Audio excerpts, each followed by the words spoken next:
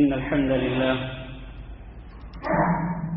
نحمده ونستعينه ونستغفره ونعوذ بالله من شرور أنفسنا ومن سيئات أعمالنا من يهده الله فلا مضل له ومن يضلل فلا هادي له وأشهد أن لا إله إلا الله وحده لا شريك له وأشهد أن محمدا عبده ورسوله اللهم صل على محمد وعلى آل محمد كما صليت على إبراهيم وعلى آل إبراهيم إنك حميد مجيد اللهم بارك على محمد وعلى آل محمد كما باركت على إبراهيم وعلى آل إبراهيم إنك حميد مجيد أما بعد فإن خير الحديث كتاب الله وخير الهدي هدي محمد صلى الله عليه وسلم وشر الأمور محدثاتها وكل محدثة بدعة وكل بدعة ضلالة وكل ضلالة في النار أعوذ بالله من الشيطان الرجيم يا أيها الذين آمنوا اتقوا الله حق تقاته ولا تموتن إلا وأنتم مسلمون يا أيها الناس اتقوا ربكم الذي خلقكم من نفس واحدة وخلق منها زوجها وبث منهما رجالا كثيرا ونساء واتقوا الله الذي تساءلون به والأرحام إن الله كان عليكم رقيبا يا أيها الذين آمنوا اتقوا الله وقولوا قولا سديدا يصلح لكم أعمالكم ويغفر لكم ذنوبكم ومن يطع الله ورسوله فقد فاز فوزا عظيما قابل صد احترام دوستوں اور بھائیوں، معززات ماؤں بہنوں بیٹیوں اور خواتین اسلام، اللہ رب العزت نے انبیاء علیہ السلام کے سلسلے میں سب سے آخری نبی حضرت محمد صلی اللہ علیہ وسلم کو مبعوث فرمایا۔ اللہ رب العزت نے اپنے اس پیارے نبی کو اور آخری نبی کو بہت ہی اعلیٰ مقام اور مرتبہ عطا فرمایا۔ سب نبیوں سے افضل اور سب رسولوں سے افضل، سب سے زیادہ فضیلت اور سب سے زیادہ مناقب ہمارے نبی حضرت محمد صلی اللہ علیہ وسلم کے ہیں۔ پھر اللہ رب العزت نے اپنے اس سب سے پیارے نبی اور سب سے افضل نبی حضرت محمد صلی اللہ علیہ وسلم کے لیے ان لوگوں کو چنا کہ جنہیں اللہ رب العزت نے دین اسلام کو سب سے پہلے قبول کرنے کی توفیق دی۔ وہ سب سے پہلے حضرت محمد صلی اللہ علیہ وسلم پر ایمان لائے، آپ صلی اللہ علیہ وسلم کی نبوت اور آپ کی رسالت کو تسلیم کیا۔ پھر آپ صلی اللہ علیہ وسلم پر جو وحی نازل ہوتی رہی 23 سال کے عرصے میں، اس وحی کے ایک ایک حرف پر وہ عمل کرتے رہے۔ یہ وہ حضرات تھے کہ جنہیں اللہ رب العزت نے یہ شرف بخشا کہ انہوں نے نبی صلی اللہ علیہ وسلم کو اپنی آنکھوں سے دیکھا، نبی صلی اللہ علیہ وسلم کی رفاقت ان کو نصیب ہوئی، آپ صلی اللہ علیہ وسلم کی عبادت کو بھی انہوں نے دیکھا، آپ صلی اللہ علیہ وسلم کی سیرت اور آپ کے اخلاق کو بھی دیکھا، آپ صلی اللہ علیہ وسلم کے لین دین کے معاملات کو بھی دیکھا، اور آپ صلی اللہ علیہ وسلم کے شادی بیاہ کے نکاح وغیرہ کے مسائل کو بھی دیکھا۔ المہم یہ ہے کہ اس سب سے افضل اور سب سے پیارے نبی صلی اللہ علیہ وسلم کی پوری زندگی ان حضرات صحابہ کرام کے سامنے تھی۔ یہ شرف تھا، بہت بڑا شرف، کہ اس کے بعد کوئی اور شرف نہیں ہو سکتا ہے کہ اللہ رب العزت نے ان صحابہ کرام کو نبی کریم صلی اللہ علیہ وسلم کی رفاقت اور آپ کا ساتھ دینے کے لیے چنا۔ اور ان حضرات کے لیے اس سے بڑا شرف کیا ہو سکتا ہے کہ ان کے استاد کون تھے؟ ان کے استاد ہمارے نبی حضرت محمد صلی اللہ علیہ وسلم تھے۔ اللہ رب العزت نے اپنے اس احسان کو قرآن مجید کے اندر خصوصی طور پر ذکر فرمایا۔ لقد من اللہ علی المؤمنین اذ بعث فیہم رسولا من انفسہم، اللہ تعالیٰ نے مومنوں پر احسان فرمایا، اور ان مومنوں سے مراد کون سے مومن ہیں؟ ظاہر ہے کہ جب یہ قرآن نازل ہو رہا تھا اس وقت جو مومن تھے اور پھر جو اس کے بعد نبی صلی اللہ علیہ وسلم پر ایمان لائے، ان تمام اہل ایمان پر اللہ رب العزت نے احسان عظیم فرمایا۔ کیا احسان عظیم ہے؟ اللہ کے تو بے شمار احسانات ہیں، لیکن یہاں خصوصی طور پر جس احسان کا ذکر ہو رہا ہے وہ کیا ہے؟ اذ بعث فیہم رسولا من انفسہم، کہ اللہ رب العزت نے ان میں ایک رسول کو بھیجا جو انہی میں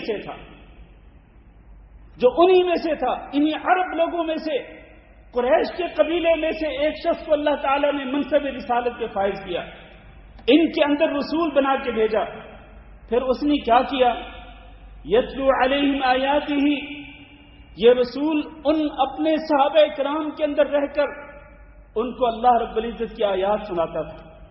یہ قرآن مجید کی آیات نازل ہوتی تو وہ سب سے پہلے جن حضرات کو یہ آیات سناتے تھے وہ کون لوگ تھے؟ وہ نبی صلی اللہ علیہ وسلم کے قابل فخر شاگردان گرامی تھے، صحابہ کرام تھے۔ ان کو سب سے پہلے یہ شرف ملتا کہ وہ قرآن مجید کی آیات کو سنتے۔ ادھر سے جبریل امین عرش باری تعالیٰ سے اللہ رب العزت کی آیات کو لے کر نبی صلی اللہ علیہ وسلم کی خدمت میں حاضر ہوتے، آپ صلی اللہ علیہ وسلم کے دل پر اس قرآن کی آیات کو نازل فرماتے، اور پھر صحابہ کرام کو سب سے پہلے یہ شرف ملتا کہ وہ اس قرآن مجید کی آیات کو سنتے تھے۔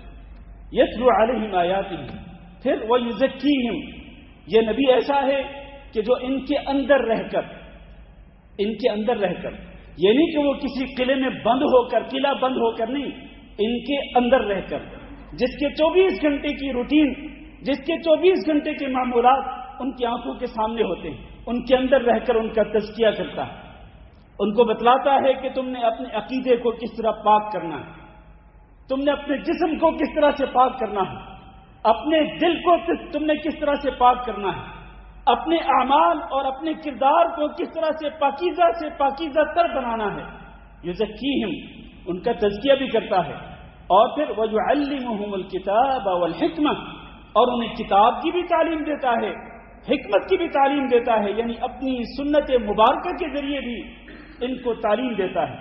گویا کہ ان صحابہ کرام کے سب سے پہلے اور سب سے بڑے اور سب سے افضل معلم کون تھے؟ حضرت محمد صلی اللہ علیہ وسلم، ان کے معلم اور ان کے استاد۔ میرے بھائیو، اس سے بڑا شرف کیا ہو سکتا ہے؟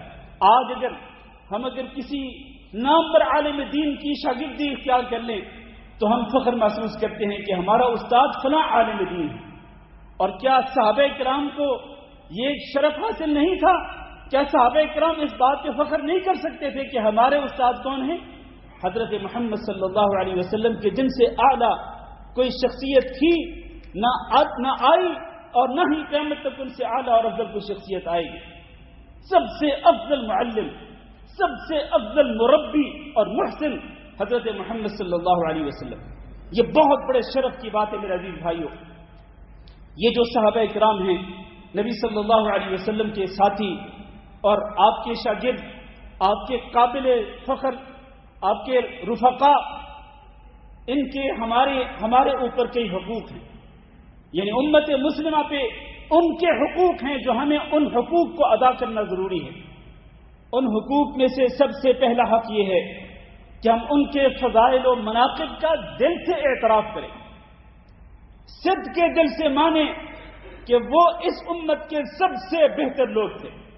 حضرت عبداللہ بن مسعود رضی اللہ تعالیٰ عنہ کہتے ہیں کہ اللہ رب العزت نے لوگوں کے دلوں میں دیکھا تو سب سے زیادہ جس کا پاکیزہ دل تھا وہ حضرت محمد صلی اللہ علیہ وسلم۔ چنانچہ حضرت محمد صلی اللہ علیہ وسلم کو نبیوں کا سردار بنا کے بھیج دیا۔ پھر اللہ رب العزت نے اپنی مخلوق کے دلوں کا جائزہ لیا۔ چنانچہ جن لوگوں کے دل انبیاء کے بعد سب سے زیادہ پاکیزہ تھے وہ کون تھے؟ وہ صحابہ کرام تھے۔ چنانچہ اللہ رب العزت نے ان صحابہ کرام کو جن کے دل سب سے زیادہ پاکیزہ تھے ان کو اپنے سب سے پیارے نبی صلی اللہ علیہ وسلم کا ساتھی بنا دیا۔ تو یہ صحابہ کرام جو ہیں، ان کے فضائل و مناقب کو دل سے تسلیم کرنا چاہیے۔ اور ان کے فضائل و مناقب کی اگر بات کریں کہ ان کے فضائل و مناقب ہیں کیا، میرے بھائیوں، ایک نہیں، دو نہیں، اس کے لیے کئی خطبات درکار ہیں، ان کے فضائل و مناقب بیان کرنے کے لیے.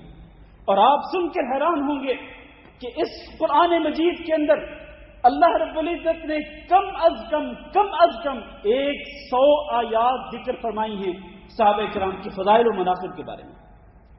1 نہیں، 2 نہیں، 10 نہیں، 20 نہیں، 100 آیات کم از کم موجود ہیں اس قرآن مجید کے اندر کہ جن کے اندر ان صحابہ کرام کے فضائل کو بیان کیا گیا. آئیے ان میں سے 2-4 آیتیں میں آپ کے سامنے ذکر کرتا ہوں، پھر اس موضوع کو آگے بڑھاتے ہیں. اللہ رب العزت نے ارشاد فرمایا وَاعْلَمُوا أَنَّ فِيكُمْ رَسُولَ اللَّهِ سورۃ الحجرات کے اندر لَوْ يُطِيعُكُمْ فِي كَثِيرٍ مِّنَ الْأَمْرِ لَعَنِتُّمْ وَلَكِنَّ اللَّهَ حَبَّبَ إِلَيْكُمُ الْإِيمَانَ وَزَيَّنَهُ فِي قُلُوبِكُمْ. لیکن اللہ رب العزت نے تمہارے دلوں کے اندر ایمان کی محبت ڈال دی. اور یہاں خطاب کس سے ہو رہا ہے؟ آپ کے مخاطب اللہ کے سب سے پہلے مخاطب کون ہیں؟ وہ نبی صلی اللہ علیہ وسلم پر اولی رتبے میں ایمان لانے والے، سب سے پہلے اسلام قبول کرنے والے صحابہ کرام. تو اللہ فرماتے ہیں حبب الیکم الایمان، اے نبی کے صحابہ کرام، اللہ تعالیٰ نے تمہارے دلوں کے اندر ایمان کی محبت ڈال دی اور اس ایمان کو تمہارے دلوں کے اندر مزین کر دیا. پھر آپ اندازہ کریں کہ یہ صحابہ کرام جب مسلمان ہوتے ہیں اور جب یہ ایمان قبول کرتے ہیں تو پھر اس ایمان کے تحفظ کی خاطر، اس ایمان کو بچانے کی خاطر اگر انہیں اپنی پوری کی پوری پراپرٹی چھوڑنی پڑتی ہے اور پورے کا پورا بینک بیلنس یا پورے کا پورا مال و دولت چھوڑنا پڑتا ہے اور حتیٰ کہ اپنی جانیں بھی اگر قربان کرنی پڑتی ہیں تو وہ اپنی جانیں قربان کرنے سے بھی دریغ نہیں کرتے. کس کی خاطر؟ اس ایمان کو بچانے کی خاطر.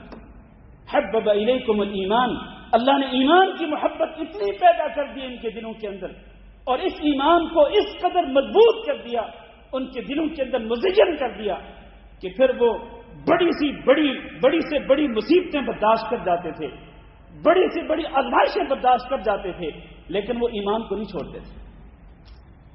اور اسی ایمان کو بچانے کی خاطر ہی تو انہوں نے اپنے آبائی وطن کو چھوڑا. مکہ مکرمہ، اپنے آبائی وطن کو چھوڑنا کوئی آسان کام ہوتا ہے؟ اور پھر اپنی جائیداد کو چھوڑا، اپنی زمینوں کو چھوڑا، اپنے گھروں کو چھوڑا، حتیٰ کہ اپنے اہل و عیال کو چھوڑا. اگر ایک گھر کے اندر ایک بندہ مسلمان ہو گیا اور باقی گھر والے مسلمان نہیں ہوئے تو اس نے اپنے گھر والوں کو صرف اور صرف ایمان کو بچانے کی خاطر چھوڑا، صرف اللہ کی رضا کی خاطر، اللہ کے دین کی خاطر ہجرت کی، حتیٰ کہ اپنی جانیں تک قربان کر دی. تو یہ وہ ہیں صحابہ کرام کہ جو ایمان کو سب سے زیادہ اپنے لیے مہنگی دولت سمجھتے تھے، سب سے زیادہ قیمتی سرمایہ سمجھتے تھے ایمان کو. آج اللہ تعالیٰ معاف فرمائے، بعض ملکوں کے اندر مسلمان جو ہیں وہ تھوڑی سی لالچ کے بلبوتے پر، یعنی ان کو تھوڑی سی لالچ دے دی جائے کسی منصب کی اور کسی پیسے کی، دولت کی، بینک بیلنس کی، اگر ان کو لالچ دے دی جائے تو وہ دین اسلام کو چھوڑ کر کفر کی طرف پلٹ جاتے ہیں، والعیاذ باللہ، مرتد ہو جاتے ہیں. آج مرتد ہونے کی ایک لہر چلی ہوئی ہے بعض ملکوں کے اندر. اگرچہ کافر بھی اسلام کے اندر داخل ہو رہے ہیں لیکن مسلمان بھی دائرہ اسلام سے نکل کر وہ دائرہ کفر کی طرف جا رہے ہیں، حالانکہ ان کے نزدیک سب سے قیمتی سرمایہ جو ہے وہ ایمان ہونا چاہیے تھا، لیکن وہ اس ایمان کو بیچ کر سودا کر جاتے ہیں دنیا کی خاطر. تو یہ صحابہ کرام جو ایمان کو سب سے زیادہ قیمتی متاع سمجھتے تھے، وَزَيَّنَهُ فِي قُلُوبِكُمْ، اور پھر ایک اور صفت کیا ہے، وَكَرَّهَ إِلَيْكُمُ الْكُفْرَ وَالْفُسُوقَ وَالْعِصْيَانَ، اللہ تعالیٰ نے تمہارے دلوں کے اندر کراہت پیدا کر دی. کس سے؟ کفر سے بھی، کہ تم کفر سے کراہت کرتے ہو، کفر کو ناپسند کرتے ہو. اس کے بعد کہ اللہ تعالیٰ نے تمہیں کفر سے نجات دے دی، اسلام قبول کرنے کی توفیق دی، تو اب تمہارے دلوں کے اندر کفر کی کراہت کو ڈال دیا ہے.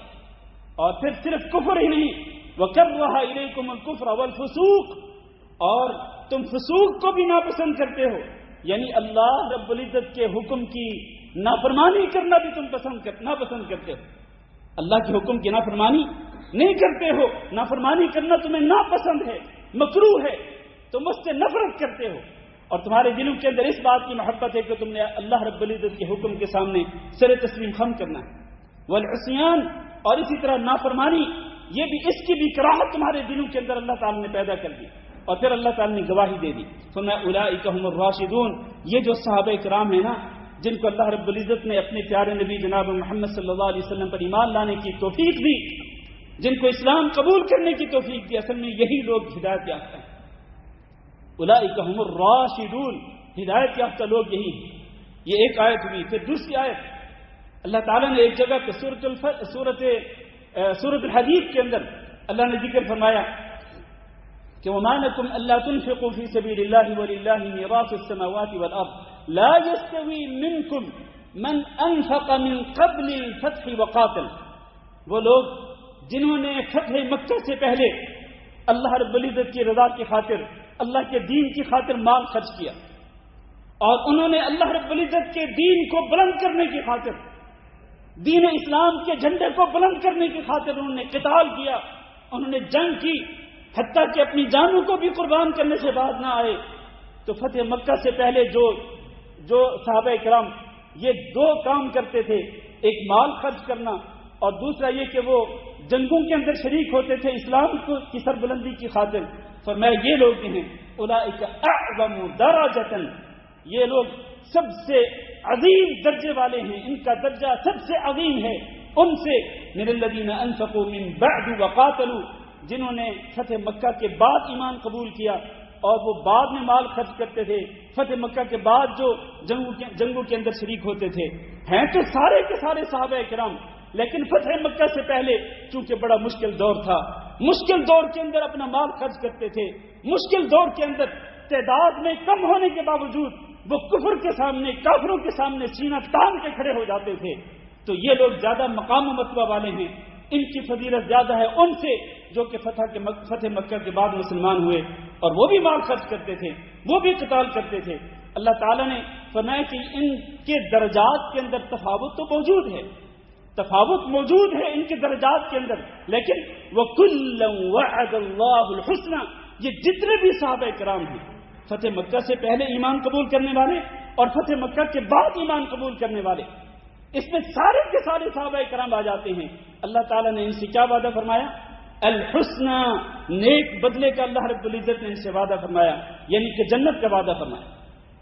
تو اللہ تعالیٰ تو ان سارے کے سارے صحابہ کرام سے جنت کا وعدہ فرما رہے ہیں، اور آج بعض لوگ دیدہ دلیری کے ساتھ زبان درازی کرتے ہیں، زبان درازی کرتے ہوئے ان صحابہ کرام میں سے بعض صحابہ کرام پہ طعن و تشنیع کرتے ہیں اور ان کو نشانہ بناتے ہیں۔ اپنی حیثیت تو دیکھیں، آپ کی حیثیت کیا ہے؟ آپ اگر انجینئر بن گئے تو کیا ہوا؟ آپ نے تو مارکر مار لیا۔ انجینئرنگ کرنے کے بعد آپ صحابہ کرام پہ آپ باتیں کرتے ہیں، صحابہ کرام کو نشانہ بناتے ہیں، تو اللہ تعالیٰ تو ان سے وعدہ فرما رہے ہیں، وعد اللہ الحسنى، اللہ تعالیٰ نے ان سے جنت کا وعدہ فرمایا۔ اور پھر آگے چلیں، اللہ تعالیٰ نے فرمایا 21ویں آیت، لیکن الرسول والذین آمنوا معه، لیکن رسول صلی اللہ علیہ وسلم اور جو ان کے ساتھ ہوئے، ظاہر ہے کہ رسول کے ساتھ کون تھے؟ رسول کے ساتھ صحابہ کرام تھے۔ فرمایا یہ کیا کرتے ہیں؟ جاہدوا باموالہم وانفسہم، انہوں نے اپنے مالوں کے ذریعے بھی جہاد کیا، اپنی جان کے ذریعے بھی جہاد کیا۔ فرمایا اولئک لہم الخیرات، ان تمام کے تمام لوگوں کے لیے، صحابہ کرام کے لیے جو نبی کے ساتھ تھے، اپنی جان اور اپنے مال کے ساتھ جہاد کرنے والے، ان کے لیے نیکیاں ہی نیکیاں ہیں۔ وَأُولَئِكَ هُمُ الْمُفْلِحُونَ، اور یہی لوگ حقیقت میں کامیابی سے ہمکنار ہونے والے ہیں۔ أَعَدَّ اللَّهُ لَهُمْ جَنَّاتٍ تَجْرِي مِن تَحْتِهَا الْأَنْهَارُ، اللہ رب العزت نے ان کے لیے جنتیں تیار کی ہیں کہ جن کے نیچے نہریں جاری ہیں۔ ان صحابہ کرام سے اللہ تعالیٰ نے جنت کا وعدہ فرمایا، اور اسی طرح سے اللہ تعالیٰ نے فرمایا محمد الرسول اللہ والذین معه، وہ لوگ جو نبی کے ساتھ ہیں، محمد الرسول اللہ صلی اللہ علیہ وسلم کے ساتھ ہیں، اور ان کے ساتھ ہونا بھی ایک بہت بڑا شرف ہے۔ اشداء علی الکفار، ان کی ایک صفت یہ ہے کہ کافروں پر سخت ہوتے ہیں۔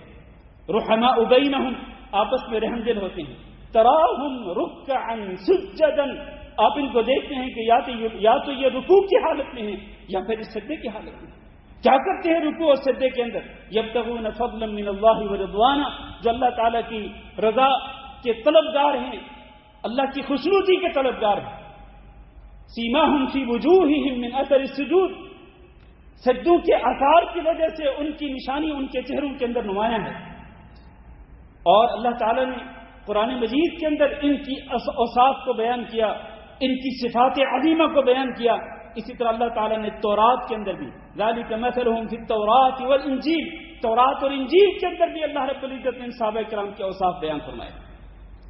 تو یہ تو وہ حضرات ہیں، یہ وہ شخصیات ہیں کہ جن کے خوبصورت تذکرے پہلی آسمانی کتابوں کے اندر بھی ہیں، تورات و انجیل کے اندر بھی، اور جن کی خوبصورت تذکرے اس قرآن مجید کے اندر بھرے پڑے ہیں. جس طرح میں نے پہلے کہا کہ کم از کم 100 آیات کے اندر ان صحابہ کرام کے خوبصورت تذکرے موجود ہیں. آپ آج آتے ہیں 1445 سال کے بعد، آپ اگر کوئی ڈگری حاصل کر لیتے ہیں اور چند ایک کتابوں کی اسٹڈی کر لیتے ہیں، آپ اگر گوگل پہ کوئی چیز سرچ کر لیتے ہیں تو اس کو پکڑ کے آپ ان صحابہ کرام کو نشانہ بنانا شروع کر دیتے ہیں. اپنی حیثیت تو دیکھو، اپنی ویلیو تو دیکھو. ایک طرف قرآن مجید میں مذکور صحابہ کرام اور ایک طرف آپ ہیں کہ جو انجینئرنگ کی ڈگری حاصل کرنے کے بعد آپ سماتے نہیں ہیں. آپ جو ہیں وہ صحابہ کرام پہ تان اندازی کرتے ہیں، زبان درازی کرتے ہیں. تو میرے بھائیوں، ہمیں اللہ رب العزت کا خوف، اللہ کا ڈر آنا چاہیے، اللہ سے ڈرنا چاہیے ہمیں اس طرز عمل پہ. اور کئی لوگ جو ہیں جو آج کل سوشل میڈیا کے جو ایکٹیو لوگ ہوتے ہیں سوشل میڈیا پہ، وہ لوگ ایسے ہی لوگوں سے متاثر ہو جاتے ہیں اور پھر وہ بھی صحابہ کرام کے بارے میں بدگمانیاں شروع کر دیتے ہیں. آئیے ذرا دیکھیں قرآن مجید میں اللہ رب العزت نے ایک جگہ پہ ارشاد فرمایا کہ والذین آمنوا وہاجروا وجاہدوا فی سبیل اللہ والذین آووا ونصروا، وہ لوگ جو ایمان لائے، جنہوں نے ہجرت کی، جنہوں نے اپنے مالوں کے ساتھ اللہ کے راستے میں جہاد کیا، اپنی جانوں کے ساتھ جہاد کیا. والذین آووا ونصروا، اور جنہوں نے مہاجر صحابہ کرام کو ٹھکانہ دیا یعنی انصار صحابہ کرام، ونصروا، اور دین کی نصرت کی. اس آیت کے اندر اللہ تعالیٰ نے مہاجروں کا بھی ذکر فرمایا، انصار مدینہ کا بھی ذکر فرمایا. فرمایا اولئک هم المؤمنون حقا، یہ اصل میں سچے مومن. اور پھر لہم مغفرہ، ان کے لیے مغفرت ہے. میرے بھائیو ذرا اس نقطے پہ ذرا توجہ دیجیے گا. لہم مغفرہ، ان تمام کے تمام صحابہ کرام کے لیے اللہ رب العزت مغفرت کا اعلان کر رہے ہیں. سارے مہاجرین کے لیے، سارے انصار کے لیے، ان کے لیے مغفرت ہی مغفرت ہے. اس کا مطلب یہ ہے کہ اگر ان سے بحیثیت انسان، بتقاضائے بشریت، اگر ان سے کوئی خطا بھی ہوئی ہے تو اللہ رب العزت نے ان کی خطاؤں کو معاف کر دیا. اگر اللہ تعالیٰ نے ان کی خطاؤں کو معاف کر دیا ہے تو آپ کون ہوتے ہیں آج ان صحابہ کرام کی غلطیوں کو اچھالنے والے، ان صحابہ کرام کی غلطیوں کو لوگوں کے سامنے بیان کرنے والے آپ کون ہوتے ہیں؟ اور اللہ تعالیٰ تو قرآن مجید کے اندر، یہ وہ قرآن مجید ہے جو قیامت تک رہے گا، اس کے اندر کوئی تبدیلی نہیں ہوگی. اللہ نے اس کتاب کے اندر اعلان فرما دیا کہ لہم مغفرہ، ان کے لیے مغفرت ہے. اور ایک اور جگہ پہ فرمایا وَلَقَدْ عَفَا اللَّهُ عَنْهُمْ، اللہ تعالیٰ نے ان سارے کے سارے صحابہ کرام سے درگزر کر دیا. اور اللہ تو درگزر کرنے کا اعلان کر رہا ہے، اور اللہ تعالیٰ تو ان کو معاف کرنے کا اعلان کر رہا ہے، اور تم آتے ہو اپنی زبان نکال کے ان کے خلاف باتیں کرتے ہو.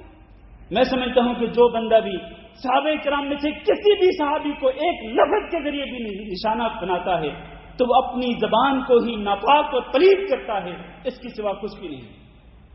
وہ اپنے ایمان کو بیچتا ہے، وہ اپنے دین اسلام کا سودا کرتا ہے.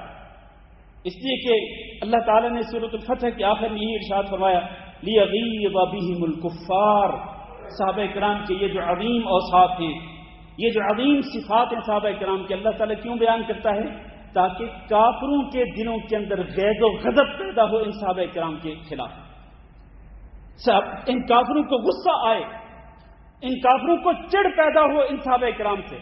اس کا مطلب یہ ہوتا ہے، امام مالک رحمہ اللہ یہ ارشاد فرماتے ہیں کہ جس شخص کے دل میں صحابہ کرام میں سے کسی صحابی کے بارے میں نفرت ہو، غصہ ہو، جلن ہو، چڑ ہو، تو اس پر قرآن مجید کی آیت فٹ آتی ہے.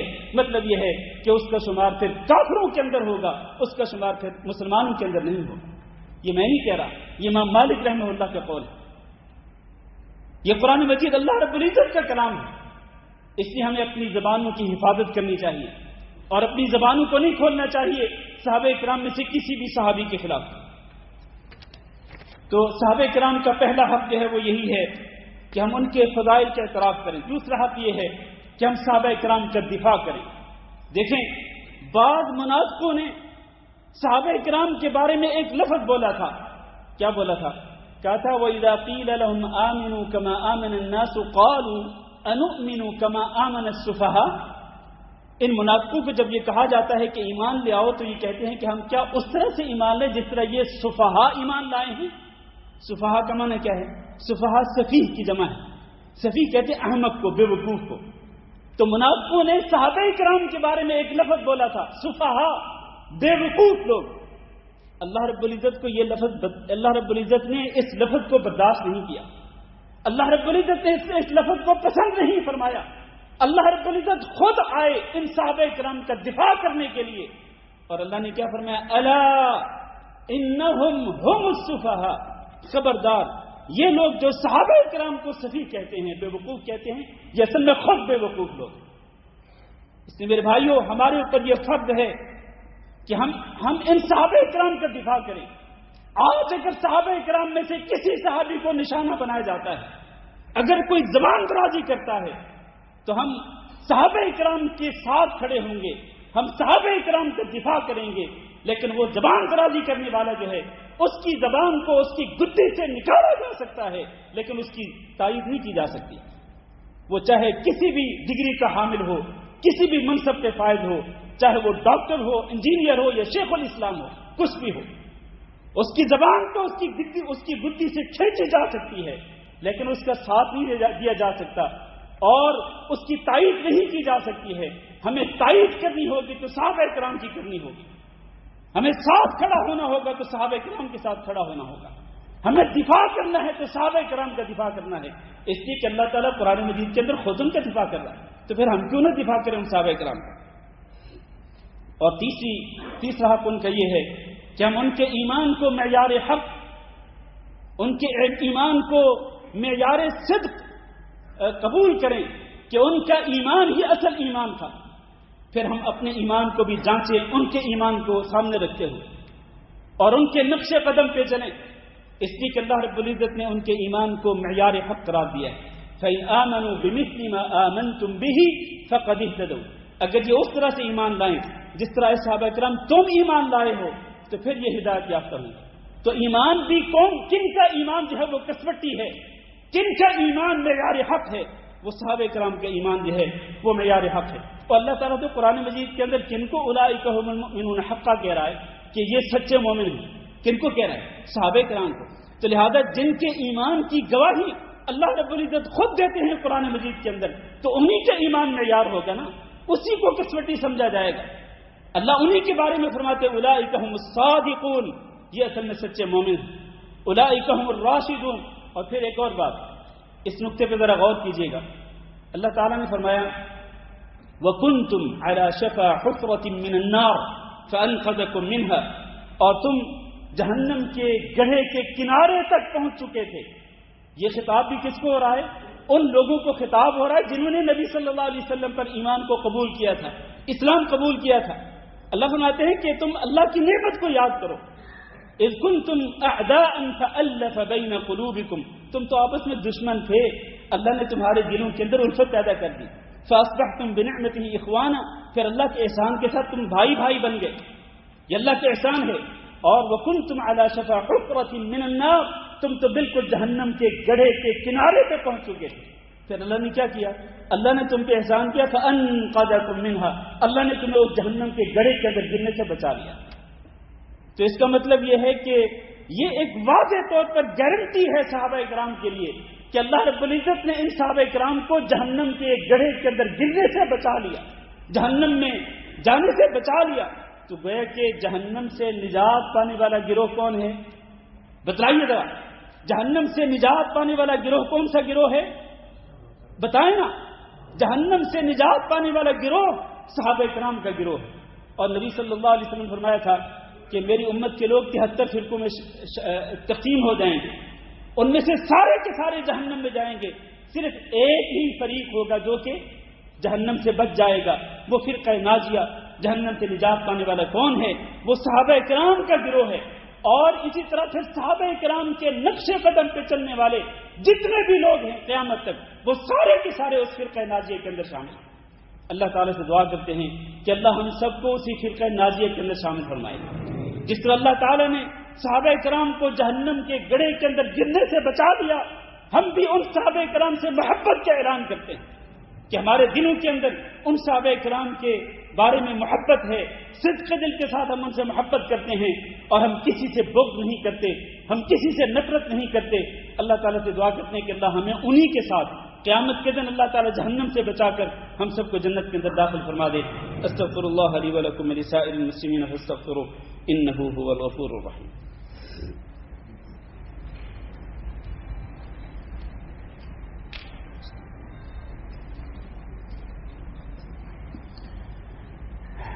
إن الحمد لله نحمده ونستعينه ونستغفره ونعوذ بالله من شرور أنفسنا ومن سيئات أعمالنا من يهده الله فلا مضل له ومن يضلل فلا هادي له وأشهد أن لا إله إلا الله وحده لا شريك له وأشهد أن محمدا عبده ورسوله.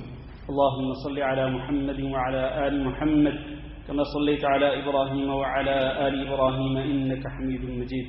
اللهم بارك على محمد وعلى آل محمد كما باركت على إبراهيم وعلى آل إبراهيم إنك حميد مجيد. أما بعد. عزیز بھائیو اور دوستو، امام طحاوی رحمہ اللہ اپنے عقیدے کی کتاب کے اندر لکھتے ہیں جس کا نام عقیدہ طحاویہ ہے. وہ اہل سنہ والجماعہ کا عقیدہ بیان کرتے ہیں صحابہ کرام کے بارے میں کہ صحابہ کرام کے بارے میں ایک سنی مسلمان کا عقیدہ کیا ہونا چاہیے. تو وہ عقیدہ یہ ہے، وہ کہتے ہیں وَنُحِبُّ أَصْحَابَ رَسُولِ اللَّهِ صلی اللہ علیہ وسلم، کہ ہم رسول اللہ صلی اللہ علیہ وسلم کے تمام ساتھیوں سے محبت کرتے ہیں. وَلَا نُفْرِطُ فِي حُبِّ أَحَدٍ مِّنْهُمْ، اور ہم ان میں سے کسی بھی صحابی کی محبت کے اندر غلو بھی نہیں کرتے ہیں، کیونکہ اس کی بھی ایک حد ہے، ایک لمٹ ہے. نبی کی محبت کی بھی ایک لمٹ ہے. اسی طرح صحابہ کرام کی محبت کے اندر بھی غلو نہیں کرنا کہ صحابہ کرام کو وہ درجہ دے دیا جائے جو کہ انبیاء کا درجہ نہیں، وہ بھی نہیں. ایک حد تک جو مقام و مرتبہ اللہ تعالیٰ نے قرآن مجید کے اندر بیان کیا یا جو نبی صلی اللہ علیہ وسلم نے بیان کر دیا، ہم اسی مقام کو قبول کرتے ہیں اور ان کی محبت میں غلو نہیں کرتے. اور وَلَا نَتَبَرَّأُ مِنْ أَحَدٍ مِّنْهُمْ، اور ان صحابہ کرام میں سے کسی سے بھی بیزاری کا اظہار نہیں کرتے، کسی بھی صحابی سے لا تعلقی کا اظہار نہیں کرتے. اور وَنُبْغِضُ مَنْ يُبْغِضُهُمْ، اور ہم ہر اس شخص سے بغض رکھتے ہیں جو صحابہ کرام سے یا صحابہ کرام میں سے کسی سے بھی بغض رکھتا ہوگا، ہمیں اس سے بغض. اور میرے بھائیوں، یہ ہمارے ایمان کا، ہمارے عقیدے کا جز ہے. آج جتنے بھی لوگ ہیں وہ کسی بھی گروہ سے تعلق رکھتے ہوں، میں کسی کا نام نہیں لیتا، کسی بھی گروہ سے تعلق رکھتے ہیں، جو بھی صحابہ کرام سے بغض رکھتا ہے اجتماعی طور پر یا انفرادی طور پر، ہمارے دل میں اس کے لیے کوئی محبت نہیں ہے، ہمارے دل میں اس کے بارے میں بغض ہے. ہم اس سے بغض رکھتے ہیں، ہم اس سے نفرت کرتے ہیں، اس سے کراہت کرتے ہیں. کیوں؟ اس لیے کہ وہ بغض رکھتا ہے صحابہ کرام میں سے کسی صحابی سے، تو ہم اس سے بغض رکھتے ہیں. اور وَبِغَيْرِ الْخَيْرِ يَذْكُرُهُمْ، اور ہم ہر اس بندے سے بغض رکھتے ہیں کہ جو صحابہ کرام کا خیر کے علاوہ کسی اور طریقے سے ذکر کرتا ہے. ہم ہمیشہ صحابہ کرام کا تذکرہ کس طرح کرتے ہیں؟ خیر کے ساتھ ذکر کرتے ہیں، اچھا ذکر کرتے ہیں. جس طرح قرآن مجید میں یا نبی صلی اللہ علیہ وسلم کی حدیث کے اندر ان کا ذکر خیر آیا ہے، ہم اسی طرح ان کا ذکر خیر کرتے ہیں. لیکن ذکر خیر کو چھوڑ کر کسی اور طریقے سے جو صحابہ کرام میں سے کسی کو ذکر کرتا ہے تو ہم اس سے بغض رکھتے ہیں. اور پھر کہتے ہیں، ان الفاظ پہ ذرا غور کیجیے گا کہ امام طحاوی کہتے ہیں وَحُبُّهُمْ دِینٌ وَإِیمَانٌ وَإِحْسَانٌ، صحابہ کرام سے محبت رکھنا دین ہے، ایمان ہے، احسان ہے. وَبُغْضُهُمْ كُفْرٌ وَنِفَاقٌ وَطُغْيَانٌ، اور صحابہ کرام میں سے کسی سے بغض رکھنا جو ہے یہ کفر ہے اور یہ منافقت ہے اور یہ سرکشی ہے. تو یہ ہمارا عقیدہ ہے صحابہ کرام کے بارے میں میرے عزیز بھائیو. اور صحابہ کرام کا یہ حق ہے کہ ہم ان سے صدق کے دل کے ساتھ محبت کریں، ان کے راستے پہ چلیں. وہ لوگ قرآن پہ چلتے تھے اور نبی صلی اللہ علیہ وسلم کی احادیث پہ چلتے تھے. ان کی یہی دو چیزیں تھیں، لہذا ہمیں بھی یہی راستہ اختیار کرنا ہوگا. ہم ان سے سچے دل کے ساتھ محبت کرتے ہیں، اپنی زبان کے ساتھ ان کا ہمیشہ ذکر خیر کرتے ہیں. اور یہ بات بھی یاد رکھیں کہ اگر صحابہ کرام میں سے بعض صحابہ کرام کے درمیان اگر کوئی اختلاف ہوا، اگر کسی مسئلے پہ کوئی نزاع ہوا، تو ہم ان کے اختلافی امور کو لوگوں کے سامنے اچھالتے نہیں. یہ اہل سنہ والجماعہ کا یہ موقف ہے کہ ان کی اختلاف والی چیزوں کو، اختلاف والے معاملات کو ہم لوگوں کے سامنے نہیں ذکر کرتے اور نہ ہی ان کو اچھالتے اور ان کی بنا پہ ہم ان کو تان و تشنیع کا نشانہ بنائیں. یہ بالکل درست نہیں ہے. ہم تمام صحابہ کرام کے لیے جنت کی شہادت دیتے ہیں کہ سارے کے سارے صحابہ کرام جو ہیں وہ جنتی ہیں، اس لیے کہ اللہ رب العزت نے قرآن مجید کے اندر ان کو جنتی قرار دیا ہے، ان سے جنت کا وعدہ فرمایا. ہم بھی ان کے لیے جنت کی گواہی دیتے ہیں اور ہم صحابہ کرام کے لیے دعا کرتے ہیں، جس طرح کہ اللہ رب العزت نے سورۃ الحشر کے اندر اس کی تعلیم دی. پہلے مہاجرین کا ذکر فرمایا، پھر انصار کا ذکر فرمایا. والذین جاءوا من بعدهم، ان کے بعد آنے والے جو لوگ ہیں ان کے دل میں کیا ہے، وہ یہ دعا کریں کہ ربنا اغفر لنا ولاخواننا الذين سبقونا بالایمان ولا تجعل في قلوبنا غلا للذين آمنوا ربنا انك رؤوف رحیم. ہم ان الفاظ کے ساتھ ان صحابہ کرام کے لیے دعا کرتے ہیں. یہ ان کا حق ہے ہمارے اوپر کہ ہم ان کے لیے دعا کریں. آخری بات یہ ہے کہ ہم اپنی زبانوں کو صحابہ کرام کے اوپر گالی گلوچ کرنے سے پاک رکھیں. یہ بھی ان کا حق ہے کیونکہ نبی کریم صلی اللہ علیہ وسلم کے شاد گرامی ہے کہ لا تسبوا اصحابی، کہ تم میرے صحابہ کرام کو برا بھلا نہ کہنا، میرے صحابہ کرام پر گالی گلوچ نہ کرنا، میرے صحابہ کرام کو سب و شتم کا نشانہ نہ بنانا. اللہ کے رسول صلی اللہ علیہ وسلم نے منع کر دیا ہے. لہذا ہمارے اوپر یہ لازم ہے کہ ہم اپنی زبانوں کو پاک رکھیں کہ ہم صحابہ کرام میں سے کسی بھی صحابی کو تان و تشنیع کا نشانہ بنائیں، یہ سب و شتم کا نشانہ بنائیں. ہمیں اپنی زبانوں کو پاک رکھنا چاہیے. وہ حضرات نبی کریم صلی اللہ علیہ وسلم کی حیات مبارکہ میں آئے، اللہ نے ان کو شرف صحبت بخشا، اللہ تعالیٰ نے ان کو سب سے پہلے اسلام قبول کرنے کی توفیق دی، اللہ نے ان کی غلطیوں کو بھی معاف کر دیا، اللہ نے ان سے جنتوں کے وعدے فرمائے. تو لہذا ہمارے اوپر یہ لازم ہے کہ ہم ان کے بارے میں اپنے عقیدے کو صاف کر لیں اور ان سے سچی محبت کریں. اللہ تعالیٰ سے دعا ہے کہ ہم سب کو اللہ تعالیٰ صحابہ کرام کی سچی محبت نصیب فرمائے. اللہ ہمیں اپنے دلوں کو بھی اور اپنی زبانوں کو بھی صحابہ کرام کے بارے میں پاک رکھنے کی توفیق دے. اور اللہ تعالیٰ ہم سب کو قیامت کے دن صحابہ کرام کی رفاقت میں اور رسول اکرم صلی اللہ علیہ وسلم کے ساتھ، آپ کے صحابہ کرام کے ساتھ اللہ تعالیٰ ہم سب کو جنت الفردوس کے اندر داخل فرمائے. اللهم اعز الاسلام والمسلمين واذل الشرك والمشركين. اللهم اعز الاسلام والمسلمين واذل الشرك والمشركين. اللهم انا نسألك العفو والعافية والمعافاة الدائمة في الدنيا والآخرة. اللهم إنا نسألك رضاك والجنة ونعوذ بك من سخطك والنار. اللهم فرج هم المهمومين ونفس كرب المكروبين وقض الدين عن المدينين واشف مرضانا ومرضى المسلمين. اللهم آمنا في أوطاننا واجعل هذا البلد آمنا مطمئنا وسائر بلاد المسلمين. عباد الله، إن الله يأمر بالعدل والإحسان وإيتاء ذي القربى وينهى عن الفحشاء والمنكر والبغي يعظكم لعلكم تذكرون. سبحان ربك رب العزة عما يصفون وسلام على المرسلين والحمد لله رب العالمين.